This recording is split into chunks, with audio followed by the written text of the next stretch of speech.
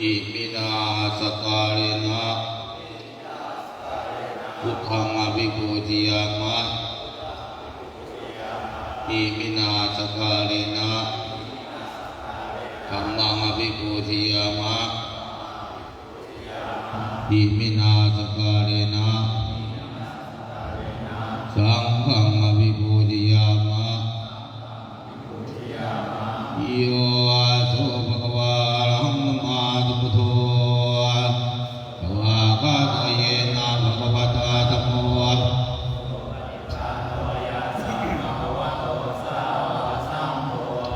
ธัมมังภะคะวันตังอะธัมมังอะสังฆังอิเมหิสการะหิยะถาระหังมาโรยะวิโพธิยามะปันเตภะคะวะสุจิราภะนินิพิโตปิอาจิมาตนะตานุกัมปมานัสสะอิเมสการะตุกตาปนาคาปฏิคันหาตุอัมมากังอิตายาสุมายาอะระหังสัมมาสัมพุทโธภะคะวะพุทธังภะคะวันตังอภิวาเทมิสวากขาโตภะคะวะตาธัมโมธัมมังนัมมัสสามิสุปฏิปันโนภะคะวะโตสังโฆสังฆังนะมามิอันนวิยังพุทธสาวกะโตอุปาทปะระโมโรมาเสนะโมตัสสะภะคะวะโตอะระหะโตสัมมาสัมพุทธัสสะนะโมตัสสะภะคะวะโตอะระหะโตสัมมาสัมพุทธัสสะนะโมตัสสะภะคะวะโตอะระหะโตสัมมาสัมพุทธัสสะอันนวิยังพุทธาปิติโกโลมาเสโยโสตถาคตอะระหังสัมมาอาจารณสัมปันโนสุขโตโลกวิทูอานุตตโลปุริสธรรมปฏิสัทธาเทวมนุสานะโอโทภะคะวะโยหิมังโลกังสเทวกังมะกังสพระมะกังชาสมณพระมณิงสยัมมวิญญาสาธิกาตวะภเวเทสิโยธัมมังเทเสสิอากัลยาณังอริโยสานะกัลยาณังอาทังสัพยัญญตังเกนังบริสุทธังธัมมจริยังปกาเสสิธัมมังภะคะวันตังอภิปูชธัมมังภะคะวันตังนะมามิอันวิยังสัมมาปิติโกโลมาเสโยโสสวากขาโตภะคะวะตาธัมโมเอหิปัสสิโกโอปัญญิโกปัจจตังเววิญโยหิธัมมังธัมมังอภิปูชธัมมังธัมมังวิรัสสะนะมามิอันวิยังสังฆาปิติโกโลมาเสโยโสสุปฏิปันโนภะคะวะโตภะคะสังโฆโอโชปฏิปันโนสาวกสังโฆยายะปฏิปันโนภะคะวะโตปันโนภะคะวะโตยะทิทังจาตาริปุริสยุคานิอัตถปุริสปุคลาเอสะภะคะวะโตสาวกสังโฆอาหุนายโยปาทาคินายโยอัญญริกรณิโยอานุตตรังเอตังโลกัสสะธัมมังสังฆังสยามิธัมมังสังฆังนะมามิ อันนามยังรัตนติยามกทาโยเทวะสังเวคบริกิจจาปัจจาปนามาสุเตตัวสัจตัวกรุณามหันนาวโยจันตุธามารยานโรตโนโรกาสปาโพปกิเลสคาตโกวันทามิพุทธังมาทะเรนังธัมโมปฏิโพวิยถาตุสาตุโนโยมหังภากามตเบนภินนโภโลโกตโรโยตตถาคติปโนวันทามิธัมมังมาทะเรนังสังโฆสุเกตาวายติเกตสันนิโตโยเทตสันโตสุกตานุโพธโภโลราภหิโนอริโยตุเมตโสวันนามิสังฆังมาทะเรนังอิเตวะเมกันตวิภูตินัยกังวาโตตยังวันนิยตาวิสังฆตังปุญญังมยายังมมสาปุปาทวา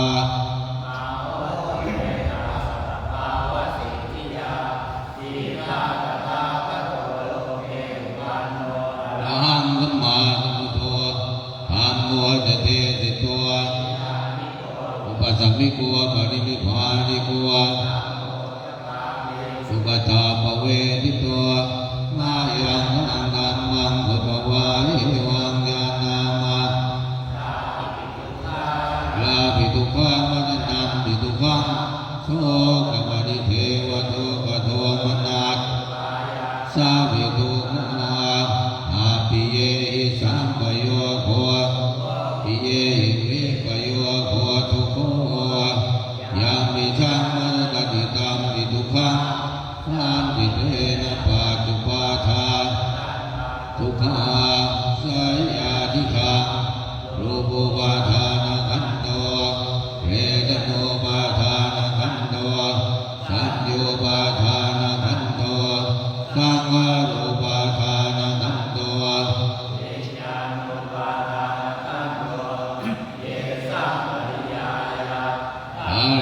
โนโสภะคะวาอุลังสาวะเกวิเนติ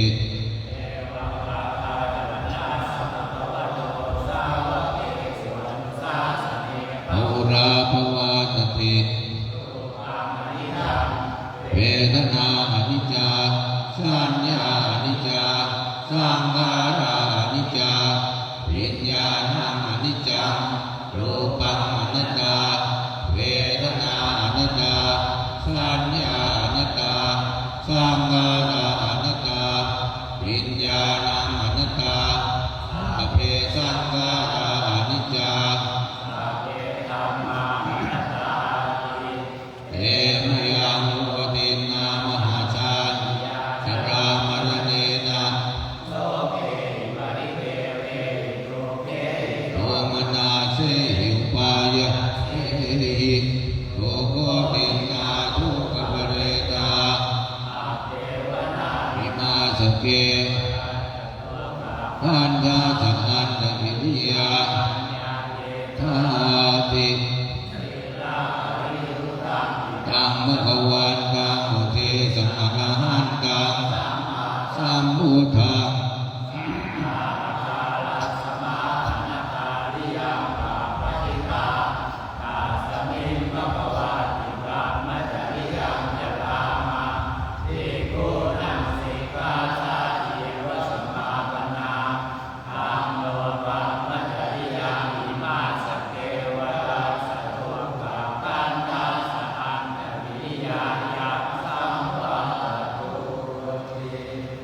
วิยังตังกติกาปเวปนาปนังรามาเสเสอาติสังกายโยนิโสจิวรัง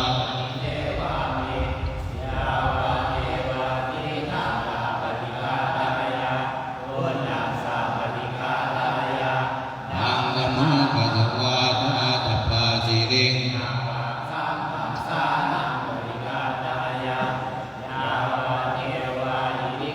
ปินาปฏิจจานานังอาทิสังกายโยนิโสปินนปาตังอามิเมวะทวายนมัทายนายนวิโพธนาย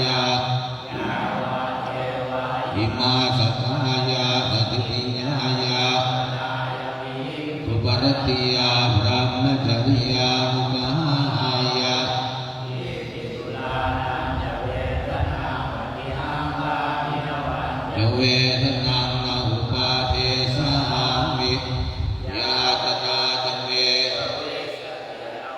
จตาจภาตุวิหารโรจาติ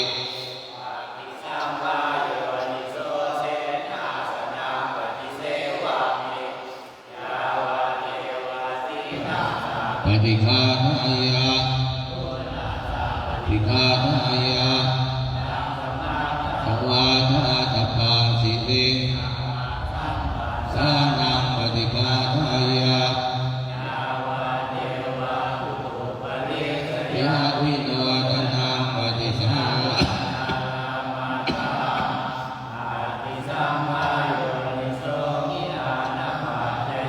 เอสาชปริขหารังปฏิเสวามิยาวาเทวาอุปานานังปฏิฆานังเวปฏิฆาทายะยะอินมิยังธาตุปฏิกุปเวกนาปทังปะมาเสยยะถาปัจจยัมมวัฏนานังกาตุมาตเมเวตังเอวะตังกตุปะบุญญะภวะตะโพภะโลวะตุมาตะโพนิสมาโต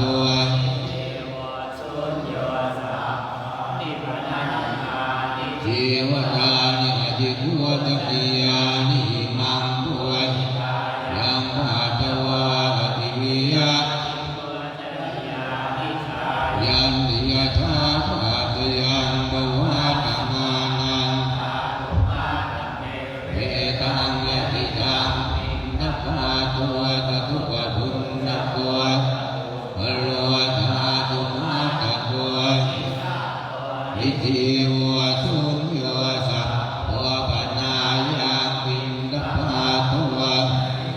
ยะนิวะอิมังภวติกายังปะตวะนิวะชายะติยะถาภาตยังปะมานังกาตุมาตะเมเวตังเอนาสนังกตุปะบุญญะโก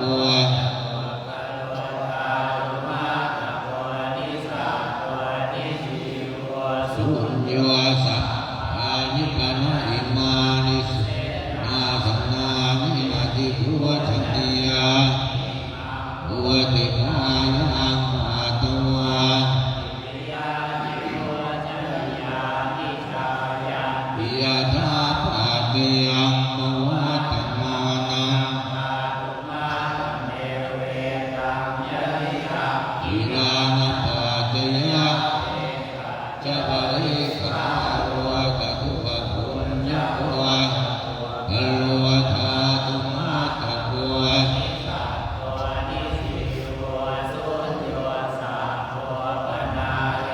อิรานะปาจยะจะปริขารวะอิมังภวะปาตวังอติวิยะปริโย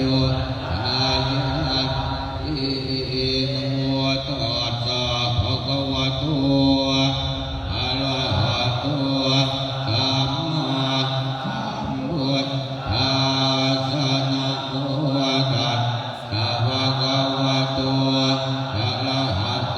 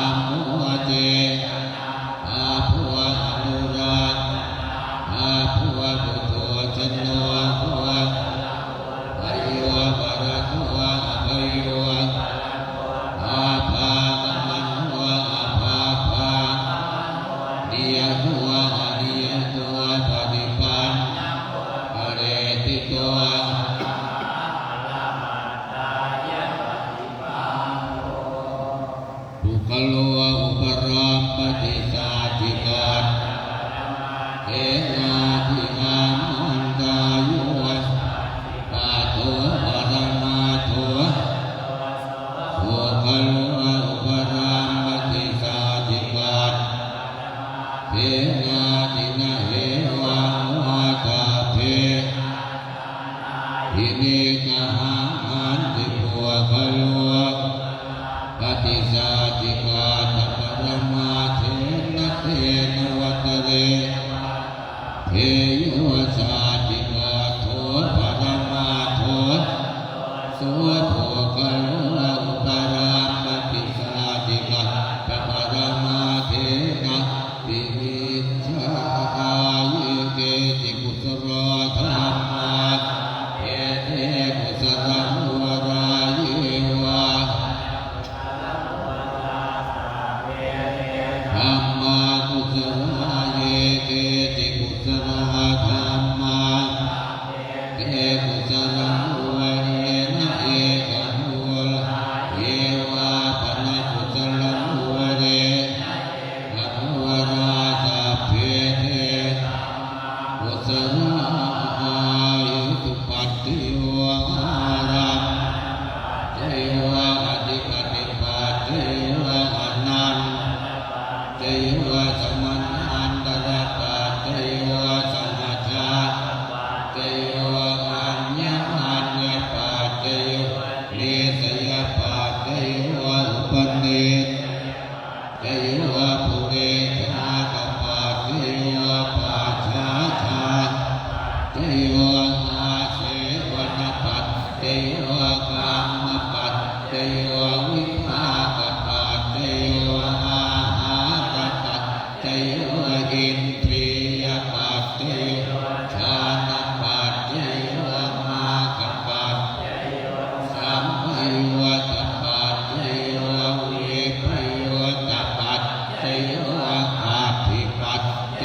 วะนาทิปัตเทวะเวคตปัตเทวะอเวคตปัตเทวะอันวิยังปฏิทานทายโยพระมาเสยาเทวดาสันนิวินะวาสินีโตเปกะเรโพธิกะเรตหิตหินาธรรมทานเนนะภวันตุโพธิกาโสติวโรเตโนวิหารมังคะเดเทราธรรมาชานวกาตภิกขโว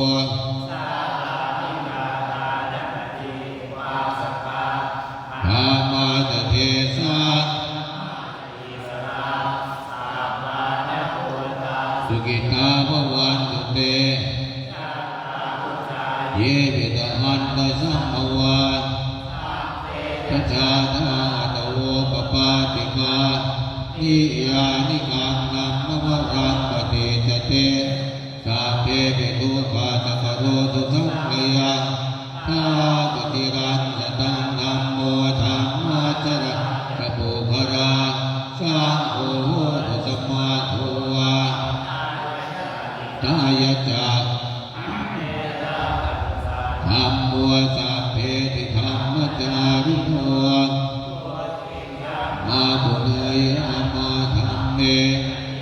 อเวทิเตโหตุสัพเพปิปานิโนสเนสัมมาทารังตวกาเรเทวะภวาสโตภาวายสัตตานัง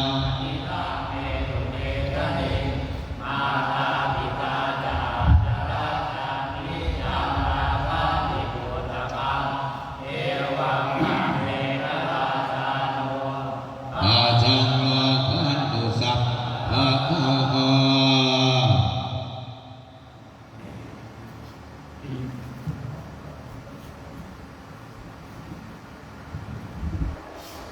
เช้าทุกลูกนะครับ